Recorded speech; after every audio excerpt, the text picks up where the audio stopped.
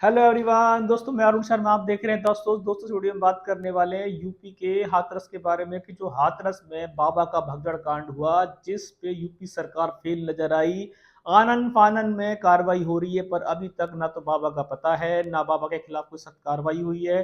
खाली यूपी सरकार ने 2-2 लाख के मुआवजे की घोषणा कर दिया। अभी तक जनता में बुरा हाल है। दोस्तों, अगर आप चैनल पहली बार है, जुड़ सकते हैं, सारी वीडियो को देख। दोस्तों, बात करते हैं बाबा के हाथरस कांड के बारे में कि मीडिया वैसे तो इतना शोर मचाती कि सबकी जानकारी रखती है, पर जैसे ही बाबा ने ये कांड किया है, हाथरस में उन्होंने इतना बड़ा पंडाल लगाया और पांव छूने के चक्कर में जो भगदड़ मची, उस पे सबसे ज्यादा मरने वालों की लिस्ट में महिलाओं और बच्चों का नाम शामिल है।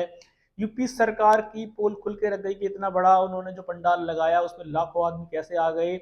और भगदड़ जैसे कांड में बाबा की ड्यूटी कहाँ रही थी, बाबा के संरक्षक कहाँ गए, और बाबा जो अब तक गायब है और यूपी सरकार की इंटेलिजेंस और पुलिस को पकड़ने में नाकामयाब है। तो योगी सरकार पे सवाल खड़े होते हैं कि ऐसे बाबाओं को 24 से 48-72 घंटे के बावजूद भी ना पकड़ पाना यूपी सरकार की सबसे बड़ी नाकामी है। अब बाबा के चिट्टे सामने आ रहे हैं कि बाबा खुद एक पुलिस में था, पुलिस से उसको मन नहीं, उनकी अच्छी ड्यूटी समझ में नहीं आई, तो वो उन्होंने लाइन चेंज की और वो बाबा बन गए। आज पुलिस के पास सारे रिकॉर्ड निकल के आ रहे हैं कि उनकी एफआईआर भी कटी हुई है, उन पर कई जुर्म लग चुके हैं। पर जब बाबा चौड़े में पंचायत कर रहा था, बाबा चौड़े में भाषण दे रहा था, तो पुलिस ने ऐसे दल के खिलाफ क्यों नहीं कोई एक्शन लिया।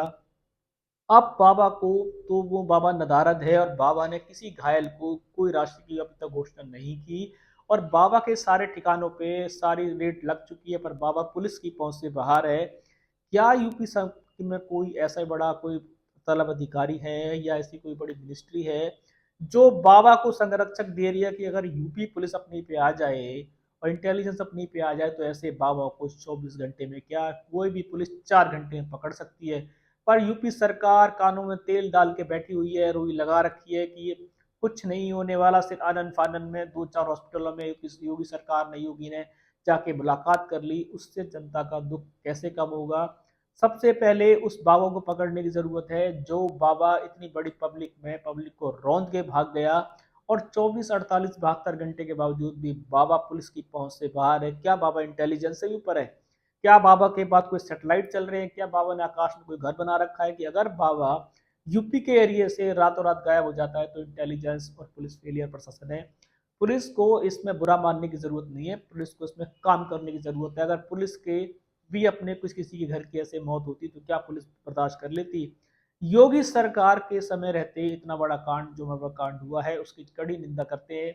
और योगी सरकार पे खाली 2 लाख रुपए की बात नहीं है, बात है कि न्याय की, कि बाबा को इतने बड़े पंडाल लगाने की परमिशन कैसे दे दी गई और बाबा ने पंडाल लगाया तो उसके अधिकारियों की जांच क्यों नहीं कराई गई। और बाबा के इतने बड़े कांड के बावजूद भी बाबा पुलिस की और इंटेलिजेंस की हिरासत से कैसे बाहर है?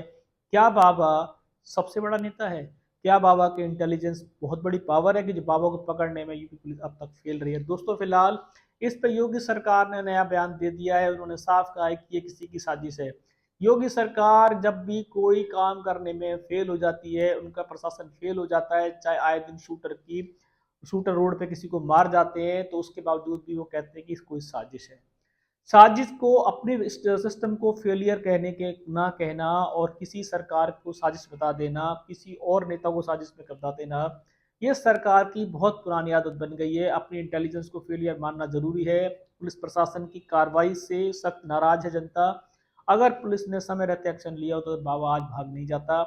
और इसको अब इंटेलिजेंस और पुलिस फेलियर कहने की बजाय योगी सरकार इस पे किसी को साजिश बता रही है। भगदड़ में साजिश कैसे हो सकती है? भगदड़ तो कैसे भी मच सकती है। हाँ, वहाँ अगर कोई अन्य कोई घटना होती, कोई आग से कोई लेना देना होता, कुछ और कुछ प्लानिंग होती जिसको लगता, पर योगी सरकार अपनी गलती मानने के बजाय दूसरों पे टीकरा फोड़ रही है। अब देखते हैं कि ये टीकरा फोड़े गई या इन पे कोई कार्रवाई होगी या बाबा पुलिस की पहुंच से बाहर ही रहेगा। दोस्तों, इस रुझान पे नजर बनाई हुई थी। अब तक कोई नया अपडेट इस तरीके के आए हैं कि योगी सरकार ने अपनी कमी ना मानते हुए इसको राजिश और संजिश का शिकार बता दिया है।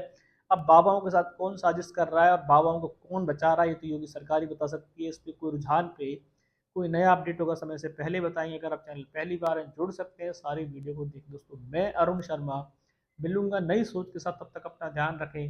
नमस्कार।